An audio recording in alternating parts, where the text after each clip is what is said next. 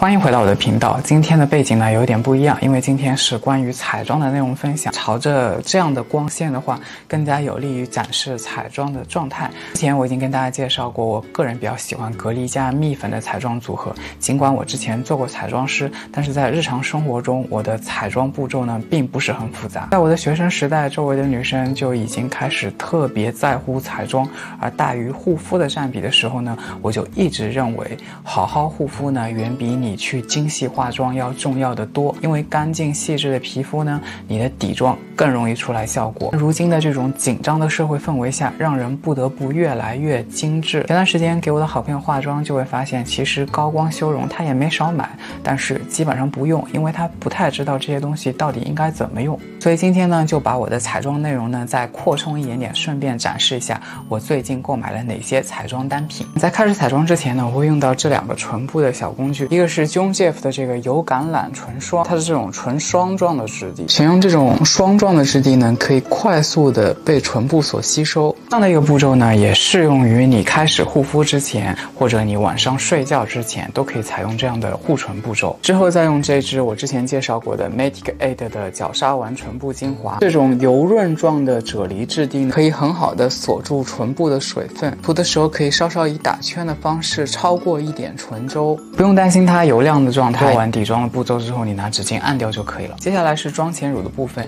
依旧用到我之前介绍过的 Amplitude 的这两款隔离，取出这款乳霜状的隔离，进行毛孔的修饰。这是一半脸打出来的感觉，不会特别的明显，但是如果走近一点，能够看得出来这边的毛孔会比较粗，这边的话相对来说会细致一些。如果你今天是像我一样涉及到遮瑕的，就比较建议另外再用一款高保湿的隔离产品，在局部修饰一下，防止这些地方卡纹。这种精华液质地的隔离就很适合全脸去涂抹。当然，如果说你脸上是没有什么毛细孔的，你也可以只用这一个保湿的隔离就好。在你的眼下、法令纹处、嘴角。现在呢，我已经在左右两边脸上都已经使用完隔离的产品。那么接下来下一步呢，就是进行遮瑕。脸上呢，就是眼下会有一些黑眼圈，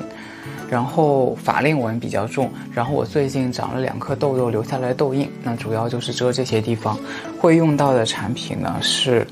日本的这个Edwards 的这款3色遮瑕，这种橘色调的遮瑕呢就比较适合眼下容易发青的，但是因为我的这个眼下不是特别深，所以用第一个颜色其实就可以。它里面会有这种很方便的小刷子，我建议就是所有用遮瑕膏的还是要去买一款遮瑕刷会比较好，越细越好，这样遮那些细节的时候会比较到位。蘸取这个遮瑕膏在你的那个手背上轻的去多次刷开，让它变得比较淡，沿着这个黑眼圈的这个地方轻轻的靠近它，去画一道道的线，慢慢的画开。遮瑕是让它平稳的过渡，而不是让它完完全全消失，那样就显得太厚重了。然后用手轻按往里头去晕染，觉得不够呢，可以重新蘸取手背刚才化开的膏体。Edwards 的这款遮瑕膏呢，就是非常的润，所以不会有卡纹的现象。这样眼下是不是看起来比左边平整一点？这些暗处都有轻微的遮瑕，另外一边也遮上。眼尾这个位置呢，它的颜色比较深，我就可以用到刚才的这个橘色，同样也是蘸一点点在手背上，涂在这个位置。可以用它背后的这个小刷头去轻轻的点按，这样的话这个眼部的问题就遮完了。千万不要特意强调去遮而遮，这样就反而显得那边很明显。所以其实通常我是不太用遮瑕膏的，但是偶尔你会长这种小痘痘，那么遮瑕膏还是有它的作用在。让它的周围轻轻的晕开，这样是不是就不是那么明显？关于法令纹，其实我一直都觉得法令纹是蛮难遮的。然后我换一把这种比较尖的这种小刷子，一样也是蘸取第一个颜色，因为第一个颜色它比较深，比较好融合在我的脸上。法令纹像一个倒的三角，我把它框起来，把里面涂开。法令纹这个位置呢，它是很容易卡纹的，所以刚才为什么我要用保湿的隔离在这个地方打底。框起来之后就会有蛮明显的这条线，用另外一头轻轻的按压，让它匀开，是不是就会比这边要稍微好一点？你硬看的话，它还是能够看得见的，所以我只能做到浅浅的修饰。如果你觉得这种尖头的刷子你把握不好呢，你可以买这种，淘宝上挺多的，好像是叫神指遮瑕刷吧，会有很多家都有做。它的这种毛呢是比较扎实的，用来晕染边界会非常的自然。遮瑕的部分结束之后，接下来我们来画眉毛。我还是比较喜欢植村秀的这种眉笔，因为它画出来还是最自然的。你买回来的时候它是这样削成铅笔的样子，一定不可以这样画，一定要削成这种砍刀状，它才能够画出立体的线条。在画眉毛之前，你可以用这种眉梳把你的眉毛轻轻的抚顺，然后补齐你的线条。植村秀的眉笔和别的牌子的眉笔有点不一样，它在你的脸上有一定的油脂的时候，其实是更好画的，不会因为油脂而不上色。对于我们这种油皮，一旦出了油，有一些眉笔它就容易花掉，但是植村秀就不会，它能够维持的时间很久，所以不愧是专业的大师彩妆。日系好用的眉笔其实很多，包括我之前介绍过资生堂男士的，但是想要非常非常自然，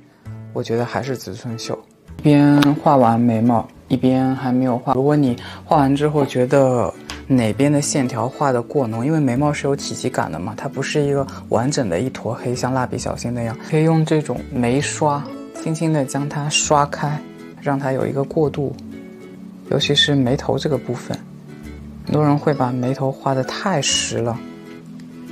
大概就是这样的一个状态。到这里忘记打开话筒了，所以是后期配音。接下来是修容的部分，用的是 Fenty Beauty 的修容棒，它是膏状质地，涂出来是这样的颜色，可以看得出来是带有一些红棕色在里面的，所以它更加适合修外轮廓。沿着下颚的形状直接画一条线到下巴，用这样的斜角刷进行晕染，往脖子处轻轻推开过渡。再用余亮往内侧去扫，有一个衔接，只强调侧轮廓线就好，不用专门的去修颧骨，因为那样显得太重点彩妆了。我们还是追求自然，大概是这样的状态。这是已经修过的，对比没有修过的，只是加强了线条而已。鼻影是很多人都会处理的修容步骤，但是因为我的眉头阴影还蛮明显的，再去加强呢，就很容易会出现像早期港台古装剧的感觉。而我的鼻头比较圆润，所以在这个部分可以加强修容，用小圆头刷直接蘸取手背上的余色，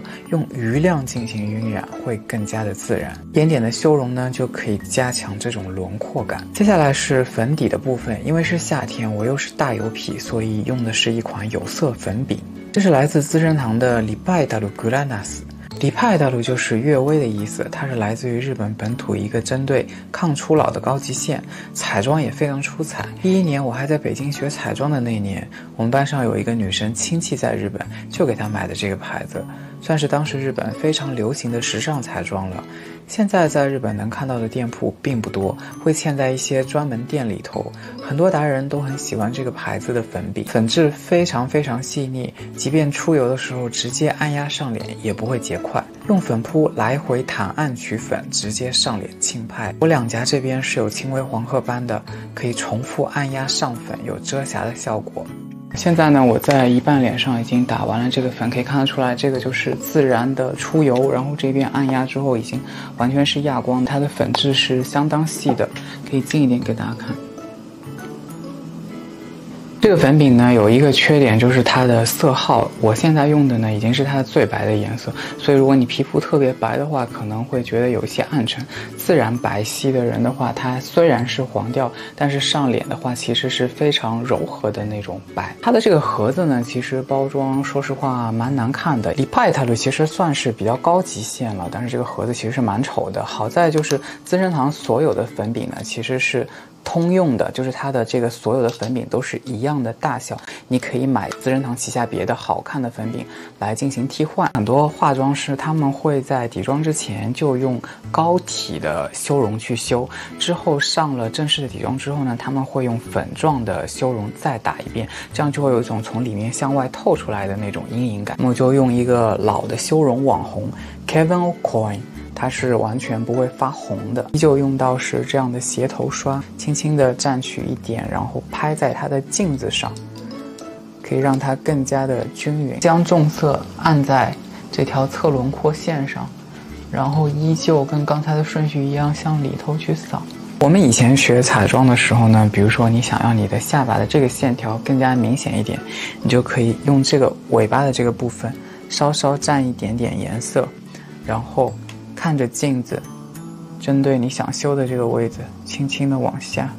这样它这边就会比较往里头收窄一点。那么修容之后呢，就是高光。其实男生用高光的话，大部分的产品都是会比较突兀的，所以我最近有发现有一个国产牌子，它叫橘朵，它推出了一款腮红，但是是蓝色的。对于我这种油敏皮，就是脸上会有些红色的区域呢，它打上去其实是有降温跟收缩提亮的感觉。可以准备一个扁平的这种圆头刷子，然后少量的去蘸取。它这个牌子呢超级便宜，而且粉体做的非常的细，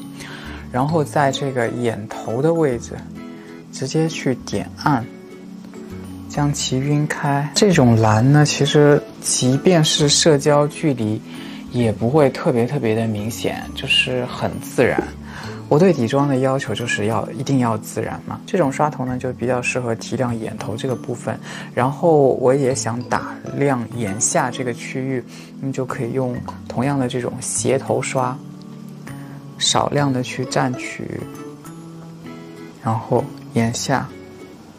往上去提亮开。因为它不是珠光是亚光的，所以非常的自然，不会有明显的你用了提亮产品的一种感觉。其实女生在选择高光的产品呢就比较多样化啊，因为女生的脸上出现光泽就会很漂亮，但是彩妆的那种光呢就比较不适合男生，所以如果男生想要局部提亮，这种腮蓝我觉得是不错的选择。给大家看一下，日系其实有出这种膏状的，也是这种蓝调的高光，比较会有明显的那种光泽。比如说我在鼻头打一点点，能看得出来吗？然后轻轻的将它晕染开一点点，它可能偏光影一点，就是有光泽的时候能看得出来，镜头里会比较好看，但是现实生活中还是能够看出来你有打的，就是像我刚才只落这么一小笔的话会比较好，就不是特别明显。基本上这样一个底妆的部分就完成了，然后我想要让我的这个眉毛的毛流感更强，就用到我以前使用过的这个眉膏 Patrick， 用一个保湿的喷雾喷在这个膏体上，用它的这个眉刷来回的去蹭，可以用手去来回的让这个膏体均匀一点，避免它结块，轻轻的去往上刷开，可以往里的这个方向让它的这个纹理，眉毛的纹理更加的明显，可以看得见吗？就是一根一根的感觉，和这边是有一定的区别的。可能会因为将眉毛立起来又产生了新的这个空隙，这个时候呢你可以用液体眉笔。很多博主会用眼线去画眉毛，其实那种在现实生活中看起来其实会非常的不自然，你还是要专门选择眉笔的工具。眉笔的这个线条它不是纯黑色的，它是有一点点像阴影色的这种感觉，它画出来就不会很突兀。那么你用这样的颜色去补眉毛的线条，它会比较自然，这样画出来它这个眉毛的线条就非常的明显，特别适合女生画那个截断啊、烟熏啊，来配合这样的眉毛。最后我们来定一下妆，用到的是 UD 的这款定妆喷雾，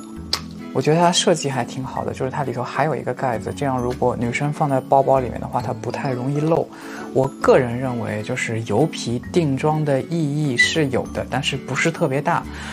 尤其像我这种大油皮，我不太知道别人所谓的那种大油皮真的持妆一整天是怎么做到的。但是像我的话，它一定还是会出油的，只是它溶妆之后，你即便出油，它的状态不会太难看。这是我认为油皮做定妆的意义。那么混油混干，定妆还是很有必要的。摇一摇，然后梯子去。这是网上比较流行的喷定妆喷雾的方式，但是像我全脸油，我觉得两边还是要再来一下的。然后让它快速成膜。再来说一下补妆的部分，准备一个这样的美妆蛋，然后再有一张纸巾包裹这个美妆蛋。美妆蛋最好是有平头的这个部分，用按压的方式按掉你脸上多余的油脂。这个方法也很适用于你刚用粉底液之后，因为我们刚才用的是粉饼，就无需做这个步骤，因为粉本来它就已经和你的皮脂牢牢地扒在一起，这个粉呢就完全粘在这个上面，把它打开看会更加明显，一个圆圆黄黄的部分。然后你再使用这样的这个粉饼去进行补妆。以上就是今天的全部内容了。如果你喜欢我的视频呢，就请点赞并继续关注，感谢你的收看。